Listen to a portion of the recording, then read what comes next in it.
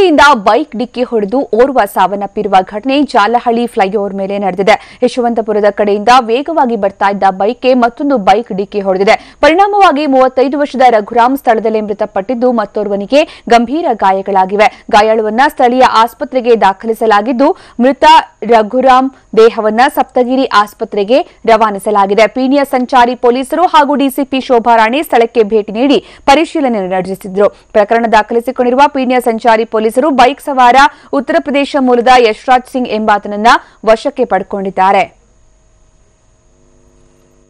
ಸುಮಾರು ರಾತ್ರಿ 10:40 ಗಂಟೆ ಸಮಯದಲ್ಲಿ ಎರಡು ಬೈಕಲ್ಲಿ ಹೋಗ್ತಾ ಇರ್ತಾರೆ. ಒಂದು ಬೈಕಲ್ಲಿ ರಘುರಾಮಯ್ಯ ಅನ್ನೋರು ಇರ್ತಾರೆ, ಇನ್ನೊಂದು ಬೈಕ್ನಲ್ಲಿ ಯಶ್ ಇರ್ತಾರೆ, ಮತ್ತು ಇನ್ನೊಬ್ಬರು ಅವ್ರ ಸ್ನೇಹಿತರು ಇರ್ತಾರೆ. ಎರಡು ವೆಹಿಕಲ್ ಆಕ್ಸಿಡೆಂಟ್ ಆಗುತ್ತೆ. ಆಕ್ಸಿಡೆಂಟ್ ಆಗಿ ರಘುರಾಮಯ್ಯ ಅನ್ನೋರು ಸುಮಾರು 53 ವರ್ಷದವರು ಡೆತ್ ಆಗಿದೆ. ಇನ್ನೊಂದು ಬೈಕಲ್ಲಿ ಇದೆ ಅಂತ ಇಬ್ಬರನ್ನ ಹಾಸ್ಪಿಟಲೈಸ್ ಮಾಡಿಸ್ತೀವಿ. ಅದು ಟ್ರೀಟ್ಮೆಂಟ್ ನಡೀತಾ ಇದೆ. ಅವರು ಚೆನ್ನಾಗಿದ್ದಾರೆ.